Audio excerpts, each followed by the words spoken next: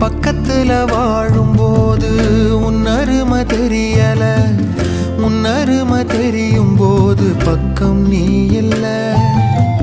தன்னந்தனி படகு போல தத்தளிக்கும் வாழ்க்கை போல தண்ட